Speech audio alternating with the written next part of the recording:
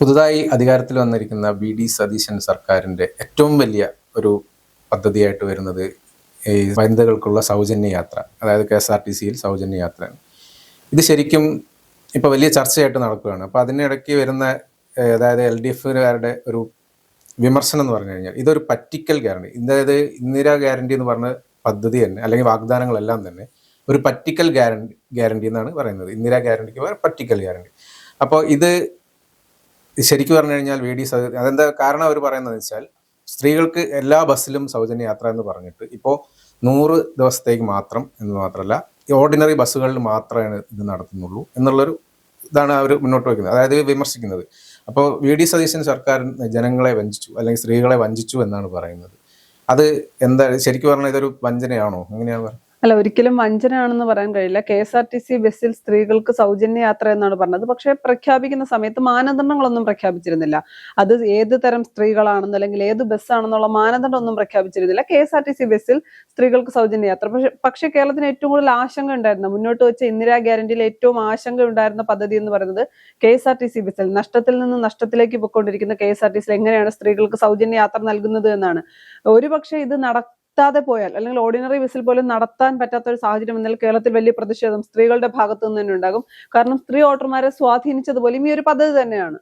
എന്തായാലും അത് പ്രഖ്യാപിച്ചത് 1 മാസം കൂടുതലായിട്ടില്ല അധികാരത്തിലേറിയിട്ട്, എന്നിട്ട് അത് നടപ്പാക്കാൻ വേണ്ടി ഇന്ന ദിവസം നടപ്പാക്കും എന്ന് പ്രഖ്യാപിച്ചിട്ട് ഇരിക്കുകയാണ് ഇപ്പോൾ വി.ഡി. സതീശൻ സർക്കാർ. ആദ്യ യോഗത്തിൽ തന്നെ പറയുകയുണ്ട്, ആശാവർക്കർമാരുടെ കാര്യം പരിഗണിക്കുമ്പോൾ തന്നെ പറഞ്ഞിരുന്നു ജൂൺ 15 മുതൽ KSRTC ബസ്സിൽ സ്ത്രീകൾക്ക് സൗജന്യ യാത്ര. അന്നും ഓർഡിനറിയിലാണോ ഫാസ്റ്റിലാണോ സൂപ്പർ ഫാസ്റ്റിലാണോ എന്നുള്ള കാര്യം പറഞ്ഞിട്ടുണ്ടായിരുന്നില്ല. പക്ഷെ കഴിഞ്ഞ ദിവസം സ്ത്രീകൾക്ക് സൗജന്യ യാത്ര, ഇന്ദിരാ ഗ്യാരണ്ടിയിൽ പ്രഖ്യാപിച്ച സൗജന്യ യാത്രയ്ക്ക് പ്രിയദർശിനി എന്നൊരു പേര് കൂടിയിട്ട് മുഖ്യമന്ത്രി വി.ഡി. സതീശൻ 15-ാം തീയതി KSRTC ബസ്സിൽ യാത്ര ചെയ്യുന്നൊക്കെ പറയുന്നുണ്ട്. അതിന്റെ അകത്ത് ആദ്യം ഈ പറയുന്ന പോലെ 100 ദിവസം എന്ന് പറയുന്നത് 100 ദിവസം കൊണ്ട് ഈ പദ്ധതി ഉപേക്ഷിക്കുമെന്നല്ല പറയുന്നത്. 100 ദിവസം കഴിയുമ്പോൾ അറിയാം എത്ര സ്ത്രീകളാണ് കയറുന്നത്.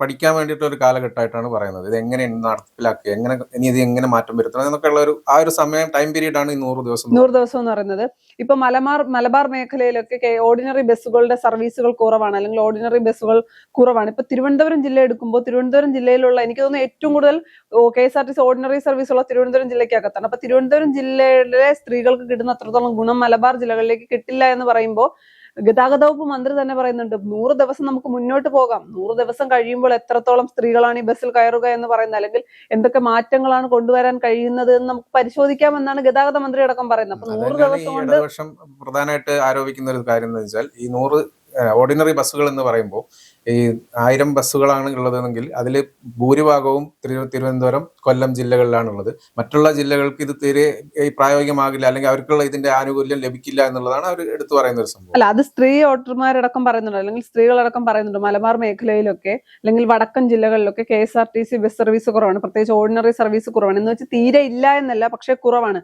അപ്പൊ അത്തരം കാര്യങ്ങളൊക്കെ പരിഗണിക്കും. കാര്യം ആദ്യമേ തന്നെ സൂപ്പർ ഫാസ്റ്റിൽ നമുക്കറിയാം KSRTC നഷ്ടത്തിലാണ്. അപ്പൊ സൂപ്പർ ഫാസ്റ്റിലൊന്നും കൊടുക്കാൻ കഴിയില്ല, ഓർഡിനറി ബസ്സിൽ മാത്രമാണ്. അതും പരിശോധിച്ചതിന് ശേഷം മാത്രം. ഒരുപാട് കാര്യം കഴിഞ്ഞ ദിവസം തന്നെ CP ജോൺ പറയുന്നുണ്ടായിരുന്നു, ഒരുപാട് കാര്യങ്ങൾ, ഒരുപാട് പ്ലാനുകളുണ്ട്. സ്വാഭാവികമായും ബദൽ പദ്ധതികൾ ഉണ്ട് എന്ന് സർക്കാർ പറയുമ്പോൾ പോലും ഇന്നലെ പോലും മുഖ്യമന്ത്രി പറഞ്ഞത് KSRTC മറ്റു രീതിയിൽ വരുമാനം കണ്ടെത്തണം എന്ന് പറയുന്ന കാര്യങ്ങളിലൊക്കെ CP ജോൺ വളരെ ക്ലിയർ ആയിട്ട് കാര്യങ്ങൾ വ്യക്തമായി പറയുന്നുണ്ട്. അദ്ദേഹം വെറുതെ പറഞ്ഞു പോവുകയല്ല, വളരെ കൃത്യമായിട്ട് എക്സ്പ്ലെയിൻ ചെയ്യുന്നുണ്ട്. ഇപ്പോ ആദ്യഘട്ടത്തിൽ സ്ത്രീകൾക്ക് KSRTC ബസ്സിൽ സൗജന്യ യാത്ര എന്ന് പറഞ്ഞപ്പോൾ എനിക്കൊരു അഭിപ്രായം ഉണ്ടായിരുന്നു, മാനദണ്ഡം വെക്കണമായിരുന്നു എന്ന് ഞാൻ ആദ്യം മുതൽ പറഞ്ഞ ആളാണ്, എന്തെങ്കിലും ഒരു മാനദണ്ഡം. പക്ഷെ അതിന് മന്ത്രി പറഞ്ഞതെന്ന് വെച്ചാൽ അത് ഞാൻ പിന്നെ ആലോചിച്ചപ്പോൾ തോന്നി മന്ത്രി പറഞ്ഞതാണ് ശരി. കാര്യം മന്ത്രി പറഞ്ഞ ഒരു കാര്യമുണ്ട്, ഒരു പാവപ്പെട്ട സ്ത്രീ അല്ലെങ്കിൽ സാധാരണക്കാരായ എവിടെയെങ്കിലും ജോലിക്ക് പോകുന്ന സ്ത്രീ KSRTC ബസ്സിൽ ഒരു ദിവസം 2 പ്രാവശ്യം കയറുകയാണെങ്കിൽ ഞാൻ പാവപ്പെട്ടവളാണ് എന്ന് 2 പേരെ അടുത്ത് പറയേണ്ട ഒരു സാഹചര്യം, ആ സ്ത്രീയെ അത് അപമാനിക്കുന്നതിന് തുല്യമാണ് എന്ന് പറയുന്നത്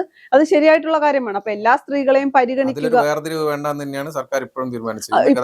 ഗതാഗത മന്ത്രി അത് വ്യക്തമായിട്ട് പറയുകയും ചെയ്തു, ആരാണ് പാവപ്പെട്ടവരെന്നോ പണക്കാരൊന്നുമില്ല. ഇതിൽ ചോദ്യം വരുന്നത് എന്താ വെച്ചാൽ 1 ലക്ഷം രൂപ ശമ്പളം വാങ്ങുന്ന ഒരു സ്ത്രീക്കാണെങ്കിൽ എന്തിനിത് സൗജന്യം കൊടുക്കണം എന്നുള്ളതായിരുന്നു. അതും കൂടി അതിനുള്ള കൃത്യമായ ഉത്തരമാണ് ഈ പറഞ്ഞിരിക്കുന്നത്. അതുപോലെ തന്നെ മറ്റൊരു ചോദ്യം ഉണ്ടായിരുന്നത്, പലരും ഫേസ്ബുക്കിൽ പോസ്റ്റ് ഇട്ടു, ഞങ്ങൾ KSRTC നഷ്ടത്തിലായതുകൊണ്ട് സൗജന്യ യാത്ര വേണ്ട എന്ന്. അപ്പോൾ ഞാൻ അതും വളരെ പോസിറ്റീവായി കണ്ട ഒരാളാണ്. KSRTC നഷ്ടത്തിലാണ്, അതുകൊണ്ട് എനിക്ക് സൗജന്യ യാത്ര വേണം, എനിക്ക് വേണമെങ്കിൽ അങ്ങനെ ഒരു നിലപാടെടുക്കാമല്ലോ. KSRTC നഷ്ടത്തിലാണ്, അതുകൊണ്ട് തന്നെ ഞാൻ KSRTCയിൽ എനിക്ക് സൗജന്യ യാത്ര വേണ്ട എന്ന് പറഞ്ഞ് സർക്കാരിനെ പിന്തുണച്ചുകൊണ്ട് തന്നെ, അല്ലെങ്കിൽ സർക്കാരിന്റെ നിലപാട് അർഹരായവർക്ക് കിട്ടട്ടെ എന്ന് തീരുമാനിക്കുന്ന സ്ത്രീകൾ തീരുമാനിച്ചാൽ എന്ത് ചെയ്യുമെന്ന് ചോദിച്ചപ്പോഴും ഗതാഗത മന്ത്രിയുടെ ഭാഗത്തു നിന്നുണ്ടായ ഉത്തരം എന്ന് പറയുന്നത്, നിലവിൽ അത് ഞാൻ പരിശോധിക്കുന്നില്ല, അല്ലെങ്കിൽ നിലവിൽ ആരോടും പോയി അല്ലെങ്കിൽ കണ്ടക്ടർ ചോദിക്കേണ്ട ഒരു സാഹചര്യത്തിലേക്ക് പോകരുത്, ആരൊക്കെ ടിക്കറ്റ് എടുക്കുന്നുണ്ട് എന്ന് ചോദിക്കേണ്ട അങ്ങനെ ഒരു ആവശ്യം, അല്ലെങ്കിൽ ഒന്നിലധികം സ്ത്രീകൾ KSRTC ബസ്സിൽ കയറുമ്പോൾ അല്ലെങ്കിൽ ഓർഡിനറി ബസ്സിൽ കയറിയിട്ട് പറയാണ് ഞാൻ ടിക്കറ്റ് എടുക്കാൻ തയ്യാറാണ് എന്ന് പറയുകയാണെങ്കിൽ ഒരു QR കോഡ് വെക്കാം, അവർ ആ QR കോഡ് സ്കാൻ ചെയ്ത് പൈസ നൽകാൻ താല്പര്യമുള്ളവർ നൽകട്ടെ. അത്തരം വലിയ വലിയ കാര്യങ്ങൾ. അതുപോലെ തന്നെ ടിക്കറ്റ് ഉണ്ടാകുമോ എന്നൊരു ചോദ്യം ഉണ്ടായിരുന്നു. 0 ടിക്കറ്റ് ആണ് നൽകാൻ പോകുന്നത്. അപ്പൊ എനിക്കൊരു ആശങ്കയുണ്ട്. ഇപ്പോഴും എനിക്ക് ക്ലിയർ ആകാത്ത ഒരു കാര്യം എന്ന് പറയുന്നത്, 0 ടിക്കറ്റ് എന്ന് പറയുമ്പോൾ ഇപ്പൊ തിരുവനന്തപുരത്ത് നിന്ന് ഞാൻ ആറ്റിങ്ങലിലേക്കാണ് പോകുന്നത്. അപ്പൊ ആറ്റിങ്ങലിൽ ഞാൻ ആ ടിക്കറ്റ് 0 ടിക്കറ്റ് ആയിരിക്കും. പക്ഷെ ഇന്നലെ മന്ത്രി പറഞ്ഞത് അവിടെ ഒന്നും രേഖപ്പെടുത്തില്ല, 0 ടിക്കറ്റ് എന്ന് മാത്രമായിരിക്കും. അവർ എവിടെ നിന്ന് എവിടേക്ക് പോകുന്നു എന്നുള്ളത് കാണിക്കണ്ട എന്നാണ്.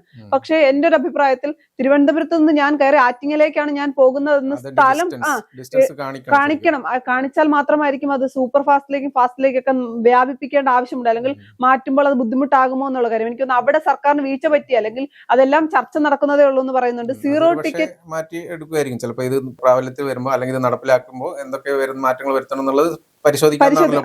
കാര്യം പിങ്ക് ടിക്കറ്റ് ആണോ എന്ന് ചോദിക്കുമ്പോൾ അതിന്റെ ചർച്ചകൾ നടക്കുന്നതേ ഉള്ളൂ.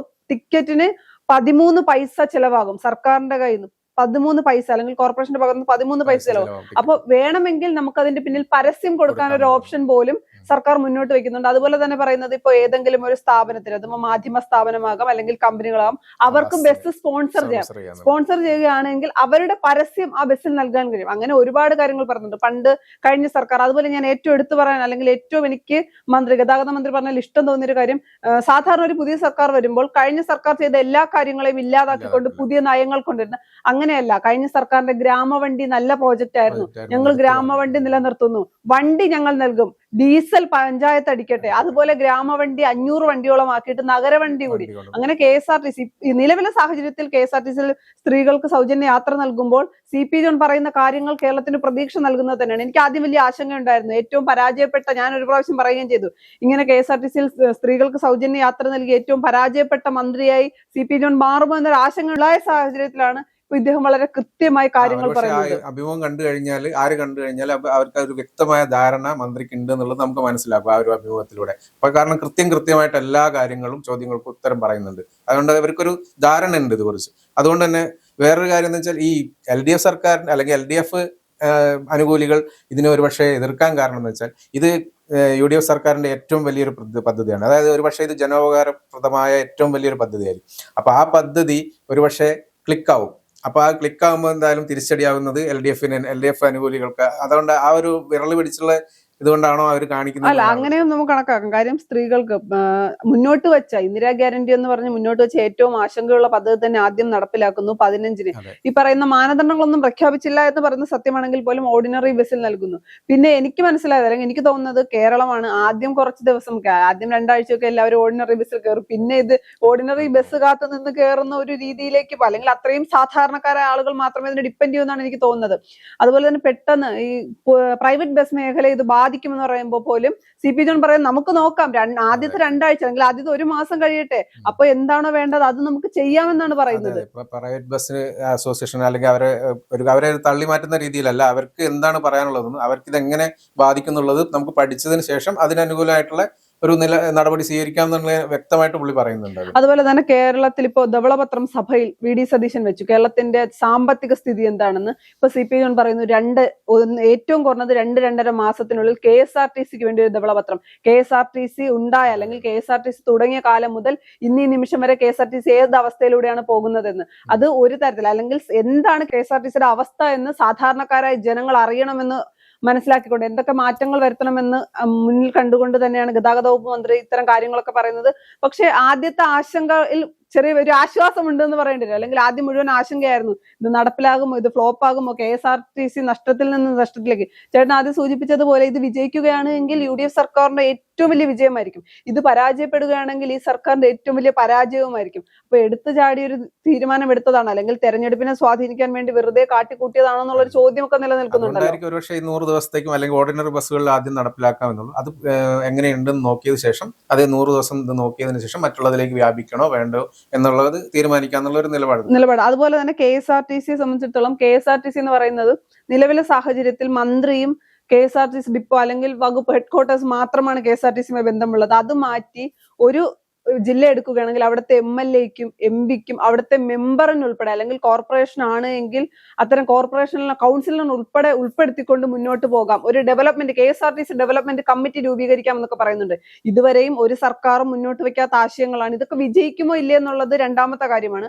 പക്ഷെ പല പല പദ്ധതികൾ UDF സർക്കാരിന്റെ കയ്യിൽ ഉണ്ട് എന്ന് മനസ്സിലായി. എല്ലാത്തിനും ബദൽ പദ്ധതികൾ ഉണ്ട് എന്ന് VD സതീശൻ ആവർത്തിച്ച് പറഞ്ഞപ്പോൾ ഇത്തരം കാര്യങ്ങൾ നമുക്ക് പൂർണ്ണമായി വ്യക്തതയില്ല. കാര്യം ഗതാഗത വകുപ്പ് മന്ത്രി തന്നെ പറയുന്നുണ്ട്, ചർച്ചകൾ പല രീതിയിൽ നടക്കുന്നുണ്ട്, എല്ലാം റിവീൽ ചെയ്യാൻ സമയമായിട്ടില്ല, എല്ലാം പറയേണ്ട സമയത്ത് പറയാം. എന്തായാലും ഇപ്പോൾ ഏറ്റവും ആദ്യം 15-ാം തീയതി ഓർഡിനറി ബസ്സിൽ സ്ത്രീകൾക്ക് സൗജന്യ യാത്ര നൽകുക എന്നുള്ളതാണ്.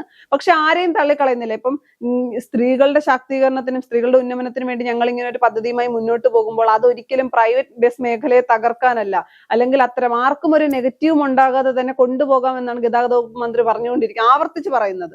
ഈ പദ്ധതി 100 ദിവസം ആക്കിയതെന്നും അല്ലെങ്കിൽ ഈ ഓർഡിനറിയിലേക്ക് മാത്രം ചുരുക്കിയതിനും വിമർശിക്കുന്നവരോട് ഒരു മറുപടി പറയുന്ന ഇതിൽ കാണുന്നതാണ്, സോഷ്യൽ മീഡിയ കാണുന്നത്. കാരണം 10 വർഷമായിട്ട് LDF സർക്കാർ, അതായത് പിണറായി സർക്കാർ നൽകിക്കൊണ്ട് വന്നിരുന്ന സൗജന്യ യാത്ര VD സതീശൻ വെട്ടിക്കുറച്ചു എന്നുള്ള രീതിയിലാണ് ഇപ്പൊ പറയുന്നത്.